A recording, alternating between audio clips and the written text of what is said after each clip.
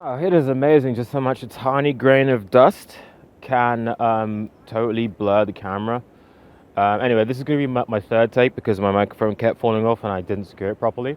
So I'll try and remember what I said because in my mind it's hilarious, but I can't tell it. Like, telling a joke again is like dissecting a dead frog. Like, no one enjoys it, and in the end, the frog dies. And if I have to tell a joke again that I thought of was great in the moment, I'm like, and then it fell on his face, and it's like, it's not funny. So I literally have to do the whole thing all over again. But anyway, what's up, guys? Truman Hill, welcome back to another video. I've successfully mastered the art of forgetting, intentionally forgetting, because I can make myself forget what day it was, and it's very similar to how I make the time pass whenever I'm at work. Is you just forget about the time, and you just immerse yourself in whatever you're doing, and eventually it's like 3 p.m. You don't really have to worry about it, anymore. Also, on the way here, I saw what I thought was very funny, and it reminded me of just how much what we think of doing is normal and there's nothing wrong with. And I mean really nothing wrong with, like, physiological, and that is joggers. Some joggers look like Gollum chasing after like the One Ring. It's like they're just sort of hobbling about, and like the way that their arms are like this guy, he was running like, and his arms were like that, and he was like, and it was like, what the hell, it was kind of scary to watch actually. But it reminds me of an old podcast or an old thing I listened to about chia seeds and how these Native American tribes who would literally walk for miles upon miles upon miles without actually getting tired and sometimes jog. How their postures were perfect. They could squat.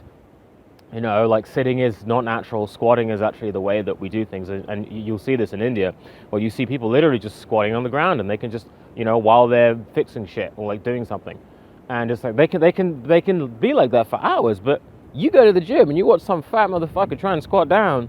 It's like, God, you're afraid that you won't even get back up, and not even wait. I mean, people in general, like, I can't squat for a long period of time. I'd love to teach myself, but I need to fix my posture first. Anyway, so today I have a video about the sacrifices, the ignored and really, really frustrating fact that so many of the sacrifices that men have made are being totally ignored. And it was brought about by the most random fucking thing. So I was playing a game called Anno 1800, which, if I'm not lazy, I will edit the point, the time, edit the part that I found amazing.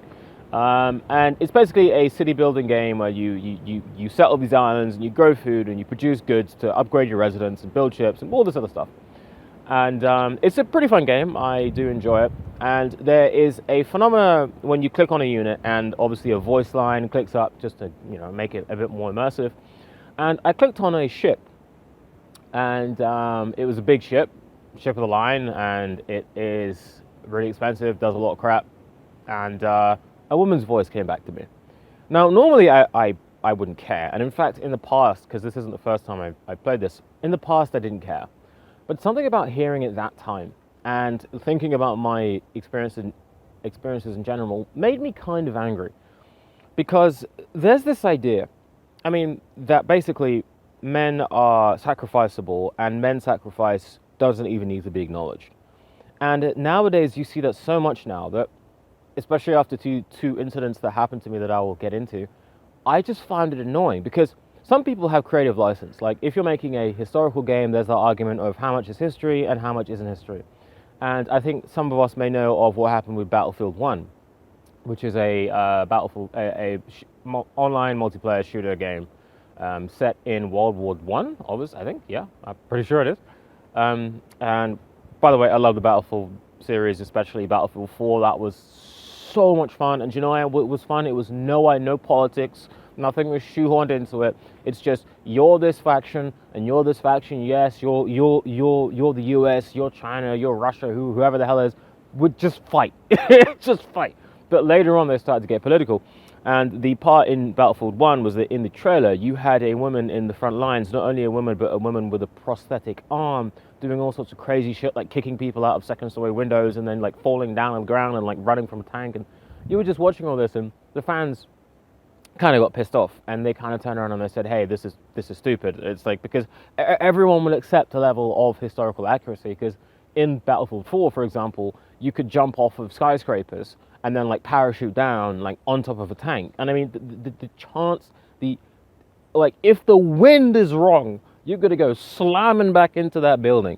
If you land on that tank, like that tank's hurt, and if you land on a tank that's moving, you could break something really easily. That doesn't happen. So people can dispel their sense of there is a term for this. Suspend their disbelief. That's it. They can suspend their disbelief for a period of time, up until the point where it's like, I can no longer take this anymore. Where it's like you're just making a point, and it's a bad point, and it's annoying, and it's very similar to how people insert gay characters into video games or into franchises. Like, I don't know, it's like, by the way, this person is gay, and it reminds me of what happened in another video game. I like video games, don't I? Called Overwatch, and one of the characters turned out to be gay, and in this game they actually have like comic book series put out. And they had a comic book series for this character Tracer who turned out to be gay, and people accepted it well. Mainly, probably because she was a hot chick and she was with another hot chick, and that's another thing. But there was comic, there was a bit of build up, and it was like, oh, this is a pleasant surprise.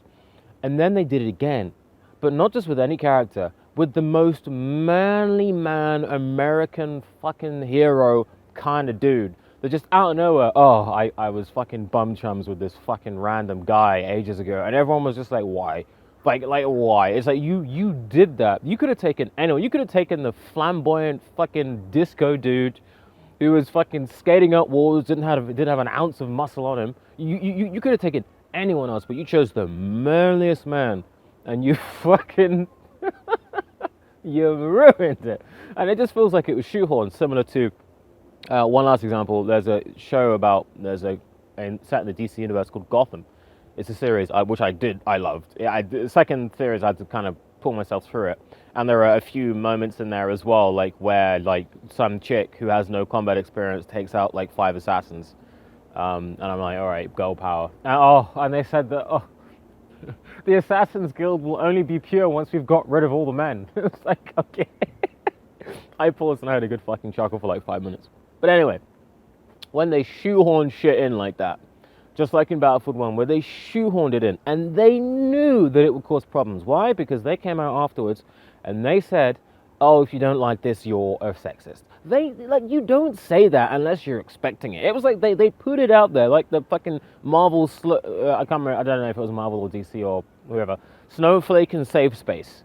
There's this fucking social justice warrior comic book series that finally got axed because it was like deliberately poking fun at people who hate social justice warriors. And it's like, the fans hated it, no one bought it, and eventually they had to stop. But there are these people that think that they can just fucking spit in people's faces and then just turn around and be like, oh, that's fine. So where that long tangent brings me back to is I was playing this game, and there was someone, ship of the line, and you press it, and it's a woman's voice. Now, in the 1800s, I don't think there are that many female ship captains, not just any ship captain, but the ship captain of one of the biggest ships that you can fucking build in the 1800s. And there's a reason for that, because in a testosterone-fueled place, like a ship, and many of them go for long periods of time without seeing women, and most of them are men, having women is just a fucking bad idea.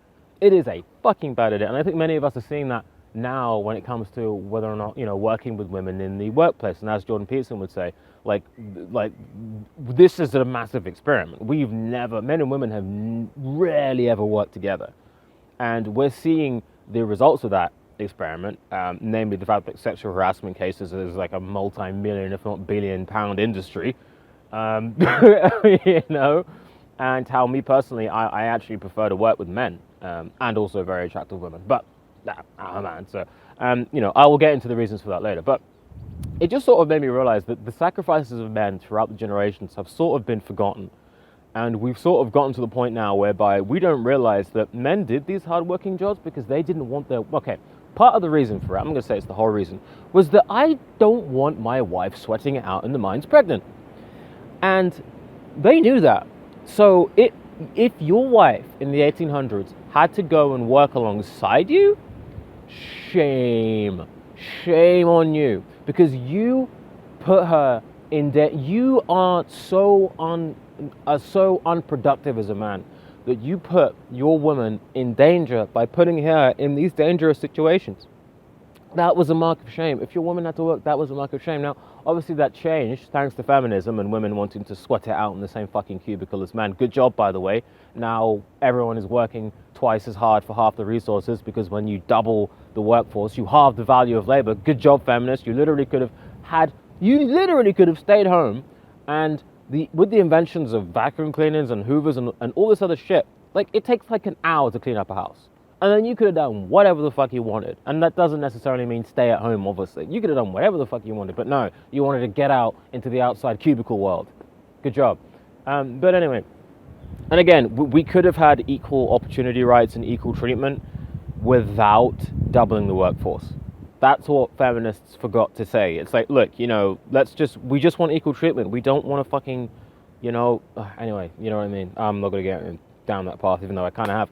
But anyway, so in this game, it was just a bit incredulous that, like, a sailor is a fucking dangerous job. It's a job that you don't want women going into. It's a job that you don't want your woman going into. I don't think there's a single man alive who'd want to go out on a dangerous journey and take his wife along with you. It's like, imagine if you had to climb Mount Everest for some reason. Would you take your wife who had no fucking experience? No. You know, it's like, no, that's dangerous, it's untrained, and you don't have to worry about it. Even if she did have experience, I would much rather take someone who I don't have familial ties with. Simply because if something happens to them, it's not as bad. And yeah, that may sound really kind of sad, but yeah, like, I'd much rather do that. Like, would you take your daughter out, I don't know, like, you know, mountain biking down treacherous mountains, or would you take someone else? Even if both of them had the same skill level, would you take your wife or your daughter or some random bloke or a friend who has the same skill? Of course you'd pick the friend. You would not want to put your loved ones in danger. But it just made me think that was it creative license? Or was it doing something that they would deliberately turn around and say, oh, hey, look, you know, these people, they're you know, getting rolled up? Because that didn't roll me up before, because I played it before. But recently, thinking about some of my experiences working with women, I realized that women just naturally have this off switch whereby they will, if there's any sort of a sense of danger, they will just like go into passive mode, point at the man, get his attention, and sort of say to deal with it. And it just runs right in the face of this idea that men and women are equal. It runs right in the face that, oh, we can all do the same things, and we're all in this together, and fucking all babble, turning around and saying, oh, women can do everything that men can do, and they can do it better. And it's like this stupid shit that when the rubber hits the road, bitch is gone. Bitch is gone. Rubber hits the road, she's gone. And I've had 2 experiences like this. Oh God, just literally like thieves coming in, and then if it's a guy, except for this one guy. All right, this one guy, and it like proved to me. Let me check the time. Proved to me something that Jordan Peterson said, and that is that the reason why you don't want men to cry is because you want to know if he's going to have your back when the going gets tough, when you're defending the village. Now, I do believe that men should cry, but I believe that men shouldn't deny their emotions. They should delay them, wait until there's a better spot, because like it or not, man, like, people aren't going to think highly of you if you cry, unless they're your friends, you know, unless they're your friends or your family, some family. They will not think much of you. But yeah, that was it. So basically, this guy was talking about how he hated thieves and this, that, and the other. And he was a man. He was like 40 years old, and you know, he wasn't small either, but he wasn't muscular. And he was talking about this, and then a thief fucking came in, and I chased him halfway across the shop, and I got into a wrestling match with him, which was stupid. I should have just let him go. Just stupid. But I was just like, not today, cunt. And so, the problem is, I backed myself into a corner, and I tripped. My foot caught one of the baskets, and I fell over. So he went right over me and just left. And I got up, and I looked at him, like, why the fuck didn't you have my back? And do you know what he fucking said? He said, I thought you handled it. I have never experienced such a simultaneous loss of respect for someone. It was like instantaneous. It was like, you are worthless, and I instinctively do not like you. Because you were just standing there watching, and then you have the fucking gall to turn around to me and say, oh, why didn't you handle it? And then you say, oh, I would have kicked him, I would have done this. It's like, you pathetic manlet, shut the fuck up. But, you know, women will also do that too, but I don't expect women to get involved. And that's the thing. I don't expect women to get involved. So when you have this sort of shoehorning in and spitting in the face of the sacrifices that many of the men throughout time have done, and you know, it's like I'm sorry, like that's just not the way things go, and it's annoying. And I wish I could describe my annoyance even more. But as of making this video, I've been talking. And also one last note, in this game, it's like you have people like in the steel mines, in the coal mines, in the heavy, really dangerous jobs. It was all men. It was all men NPCs that you could interact with. But then they just had to fucking put the ship captain in there, who happened to be a woman, and it's like, no. Anyway, that's all to say for today, guys. Peace.